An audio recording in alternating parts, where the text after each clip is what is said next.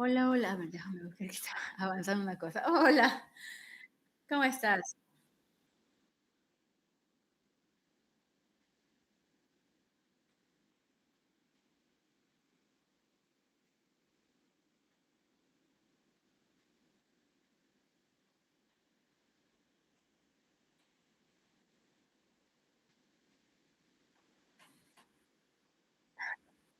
Gracias.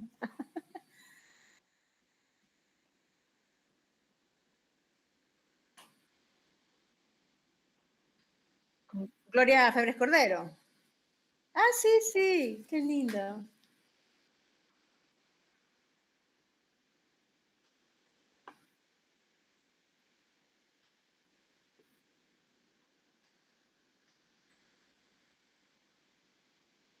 Ujú.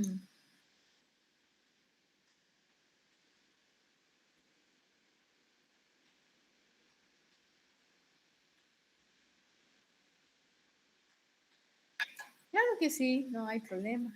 Gracias.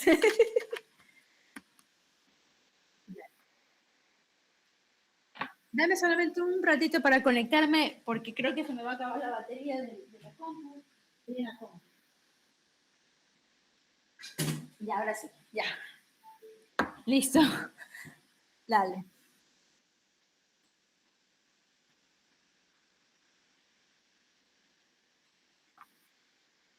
Ujú.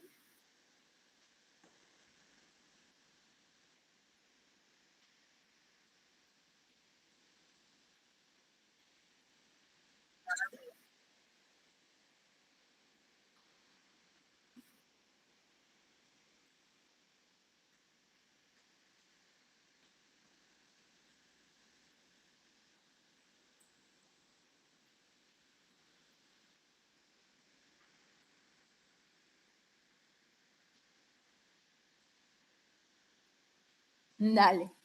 A ver, entonces te comento. El recorrido empieza cuando entro a formar parte del grupo amateur de teatro de la Universidad de Guayaquil. Y coincidencia que, bueno, mi papá, Juan Cova, que todavía sigue siendo actualmente el director, ya no desde la universidad, sino ya como una agrupación independiente, tenía como ese vínculo ya más paterno. Entonces, esa relación con la parte artística ya venía un poco conectada desde mi familia al interior. A pesar de que yo en esos momentos no estudié la carrera, en esos momentos no había la posibilidad de estudiar como ahora. Yo hubiera querido tener una Universidad de las Artes en Guayaquil. En ese momento lo más cercano era la Universidad Central y era para mí muy complejo irme de Guayaquil allá. Entonces, mi recorrido empieza como, se podría decir, actriz amateur en Aragua. Y paralelo a eso, me di cuenta que me interesaba mucho la parte corporal en el momento que estábamos haciendo el famoso entrenamiento para el actor o para la actriz de teatro. Pero también me di cuenta que ese entrenamiento no solamente era algunos posturas de qué sé yo, cardiovascular, sino que me di cuenta que me gustaba moverme desde otro lugar y conecto con un grupo de danza folclórica retrovador que lo dirigía Wilman, lo dirige hasta ahora Wilman Ordóñez. Entonces yo voy entrando por el folclore, sigo con el teatro me abre otras pautas y entro a contemporáneo, danza contemporáneo. En ese momento, cuando todavía estaba Lucho Muecay y Jorge Parra juntos dentro del proyecto de Sarao. Entonces yo siempre iba por esa línea. O sea, cada cosa que aparecía en mi cuerpo, investigaba en la ciudad si había algo o alguien que pudiera seguirlo conectando y yo me iba. Se despunta un poquito más cuando me voy a Argentina a hacer como una especie de intercambio con el grupo Baldío Teatro de Antonio Célico. Y ahí les dio como un asentamiento y yo dije, esto es lo que yo quiero. Yo quiero moverme con el cuerpo desde todas las técnicas que se puedan, que yo pueda solventar con mi cuerpo, ¿no? Evidentemente. Entonces, con ellos aprendí más un entrenamiento más enfocado a la parte escénica, actoral, pero nunca ellos siempre me apoyaron en que si a mí me gustaba mucho el movimiento busca, ¿no? Ándate danza contemporánea, haz tela, haz acrobacia, haz deporte, pero siempre busca esa relación. Entonces yo creía que mi recorrido nace desde el teatro y todo eso ha hecho que se vaya abriendo un camino de diferentes técnicas. Yoga llega en un momento en que hay un corte con mi forma de dar clases, que había tenido un poquito de una crisis, que es normal cuando tú llegas a un espacio como profesora, tú te das cuenta hasta qué punto funciona y hasta qué punto no funciona tu metodología. Y parece que en ese momento la metodología no estaba funcionando y entré en una crisis. En esa crisis hace que yo valore otra técnica ya más milenaria, ya la conexión con el yoga. Yo siempre estuve en contra de la yoga porque en ese momento, y es normal, después me di cuenta que ya tiene que ver mucho con la naturaleza y la madurez de la persona, ¿no? Estamos hablando de 20, 22 años, 25 años, uno quiere estar con adrenalina y yoga es muy calma, no puedo hacer nada. Yo tenía ese pensamiento. Pero cuando ya hubo esta crisis de mi forma de dar clases, entonces yo dije, no, voy a retomar el Ashtanga Yoga como un vínculo que permita otra vez reconectarme con el cuerpo. Y sin duda alguna, con la ciudad, creería que estos recorridos que yo he hecho con el movimiento ha sido más por una necesidad de encontrar un lenguaje. Siempre he querido ir un poco diferente a lo que se da en el medio, pero eso ya es una cuestión personal, es como que, ¿por qué todo el mundo está haciendo esto? Pues yo quiero hacer a mi manera y a mi modo, cómo yo creo que puedo abordar el movimiento desde ese lado. Entonces, creía que la ciudad me ha ayudado bastante a darme cuenta que intento no seguir el mismo ruta o rumbo de lo que propone la mayor parte de las agrupaciones, ¿no? Por eso yo siempre estoy en un limbo y todo el mundo me dice, ¿qué es que haces? ¿Tú haces danza o haces teatro? Y le digo, hago las dos cosas dependiendo de los contextos donde yo esté y en los momentos que esté en mi vida en ese momento. Si ese momento es artes escénicas, pues ahí me voy. Si este momento es la parte del movimiento, algo de danza, algo de baile, pues eso es. Pero creería que la ciudad sí ha ayudado bastante a que aparezcan otras técnicas para conocerlas, ¿no?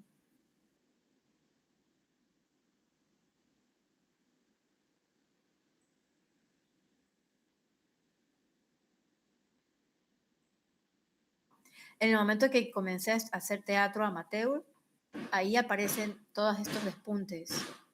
Y creería que tiene, bueno, tiene que ver mucho en que cuando yo hice teatro en ese momento, prácticamente a mí me gustaba mucho la parte de entrenamiento corporal. Y en ese sentido, pues, mi papá, que era el director en ese momento, él sí, siento que cuando mi papá ve un despunte en alguno de sus actores o actrices, él intenta fomentar más, o sea, despliega más eso, ¿no? Por ejemplo, en el caso de mi hermano, él despliega más con la música y despliega más con el pensamiento desde la dirección o despliega más con el pensamiento del audiovisual. Entonces, yo siempre fui corporal. Entonces, yo sí creería que sí fue muy situada. Guayaquil realmente me dio bastantes herramientas muy situadas como para poder desarrollar mi trabajo actualmente, ¿no? Pero sí creería que comienza en el teatro realmente el pulso para el movimiento corporal.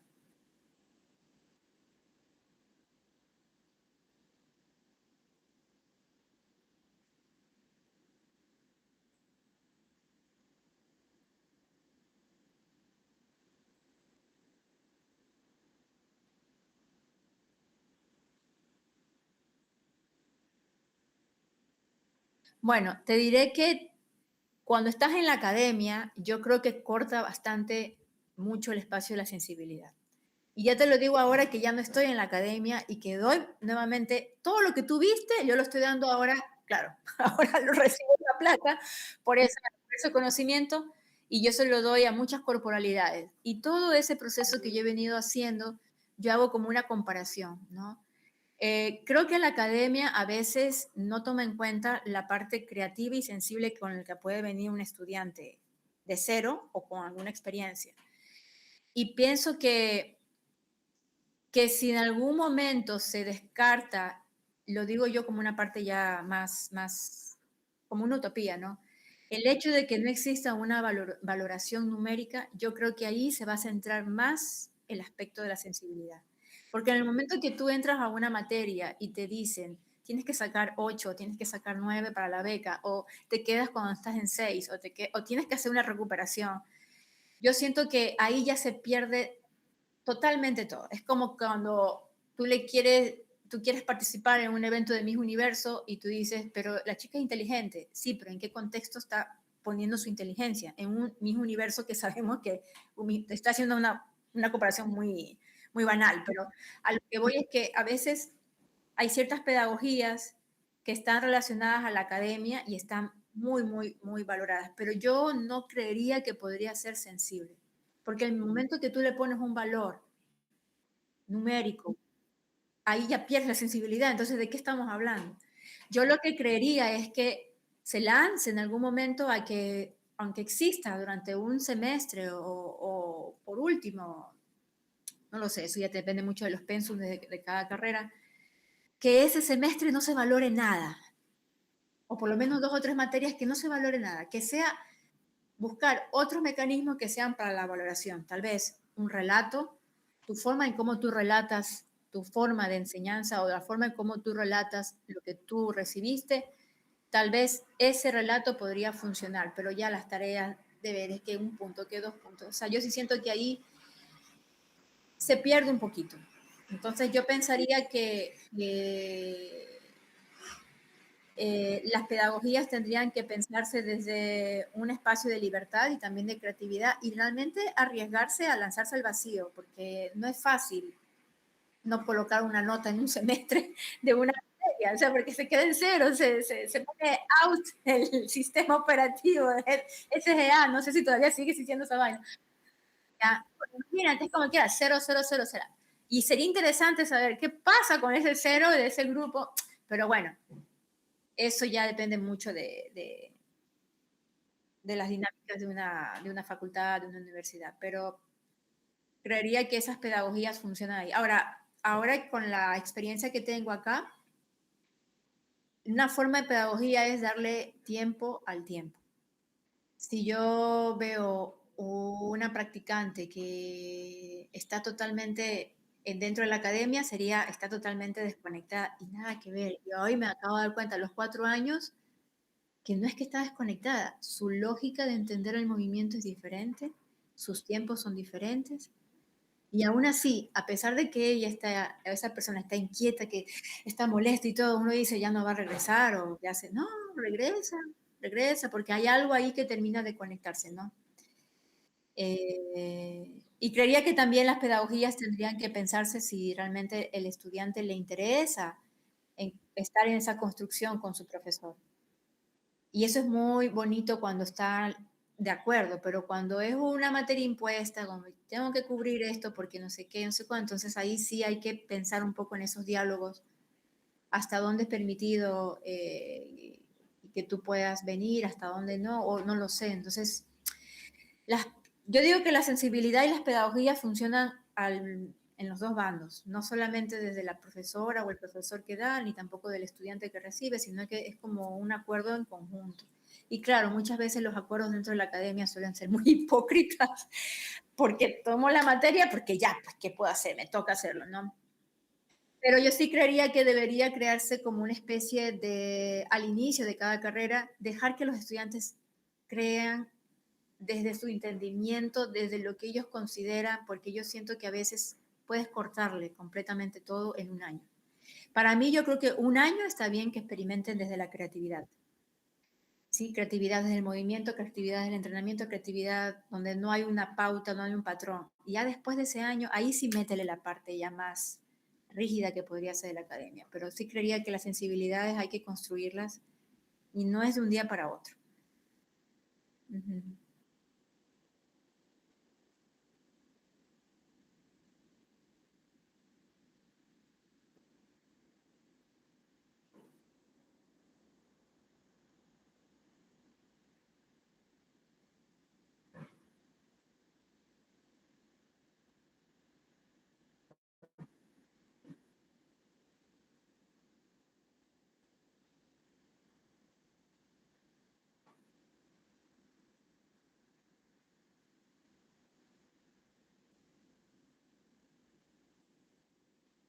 Yo las abordo por separado para tener una organización emocional también y también para tener una organización a nivel de los tiempos que necesito darle a cada cosa, ¿no? ¿Cuál es la esencia? Ya está en una fase que yo creo que ya la voy a cerrar. Eso se abrió hace 4 años, justo cuando ya tomé la decisión de salir de la ciudad. Y esa, ¿cuál es la esencia? Son exploraciones del movimiento en los entornos. Y era un momento muy crítico que era que yo necesitaba moverme en esos entornos que me movilizaban. También en una crisis de pucha, miércoles, después de 15 años de que recibía una remuneración económica, ahora voy a decir out, cero. Y mucha gente no se atreve a hacer eso porque es muy difícil vivir. Entonces, por suerte, tenía unos ahorros y con eso me pude mantener 2 años, entre el 2021 y 2022, 2023, perdón, 2022 salí ya de la universidad. Y lo que hice fue, dije, bueno, ya tengo este presupuesto, ahorita no voy a hacer nada de teatro, voy a parar un poquito con cuál es la esencia, con mi exposición. Yo digo, voy a formarme, voy a terminar masaje tailandés y voy a hacer 2 talleres de Ashtanga que me permitan volver otra vez a actualizar mis conocimientos y me voy a ir por ese lado por lo menos un año, solo enseñando, solo haciendo masaje, enseñando, y después ya en ese sentido, cuál es la esencia se fue transformando en otra cosa que ahora se llama dimensión común y tiene que ver mucho en ya reflexionar de manera más profunda. Creía que cuál es la esencia es la parte creativa de este proyecto, que duró casi como 4 años ese aspecto creativo, nada técnico, súper artesanal. Y ahora dimensión común se podría decir que es un poco la reflexión de esa creatividad, pero ya enmarcada en un tema, porque lo que me pasaba con cuál es la esencia es que yo decía a toda la gente, anda a mi Instagram y mira, y no entendían nada. ¿Qué estás moviendo? No, no te entienden. Y ese no entender nada a veces favorece y a veces no te favorece. Porque el momento que alguien no entiende, entonces es como que se aleja completamente la persona de eso que quiere ver. Y normalmente la gente que me ve es gente que no viene desde la institución académica. Entonces ahí también hizo que me prendiera los focos y dije, chuta, claro, o sea, vengo de la academia, alguien de la academia va a decirme, eso es situar al movimiento y me puede decir muchas cosas ahí porque la academia tiene cómo solventarlo, pero cuando no es gente de la academia hay que tener otros cuidados. Entonces busqué en un punto en común que me permitiera conversar con ellos y el punto en común que he encontrado para yo poder hablar de participación social y decir qué significa ser una persona ciudadana en un espacio rural como el que vivo actualmente, he tenido que colocar el baile como un ejercicio para poder reflexionar sobre eso. Aunque ellas no me digan nada, yo voy a trabajar el baile para después sacar esa información de cómo nos vemos. Porque yo creo que el baile, primero, es un espacio que totalmente te libera. Y al liberar, creas más, se podría decir, más adrenalina en el cuerpo y automáticamente hay más oxígeno en tu cerebro y el sistema nervioso se vuelve más activo. Entonces, cuando tú lanzas cualquier tema después de haber hecho un agotamiento, ni siquiera el yoga, mira que ni siquiera con el yoga me metí porque ya tiene como su mundo ese, pero con el baile sí quisiera como entrar en esa indagación de qué significa ser estos cuerpos dentro de la ruralidad. Entonces, por ejemplo, yo como que uno piezas para poder llegar a ciertos proyectos. Entonces, por ejemplo, ahorita está dimensión común, pero en algún momento fue solo masaje y yoga, solo clases, y Ashtanga yoga, solo formas de cómo enseñarlo con personas que no lo ubican. Pero siempre ha sido como entre separado y junto, pero cada uno en su tiempo. No los mezclo porque sí, ahí sí entro en una fase ahí media caótica. Pero creía que se toma. Ahorita realmente estoy enfocada mucho en el proyecto de Dimensión Común, que es un proyecto sumamente personal que tiene que ver como la participación social, pensar en la política y pensar en qué significa ser ciudadano cuando estás viviendo en la montaña. Sí, entonces.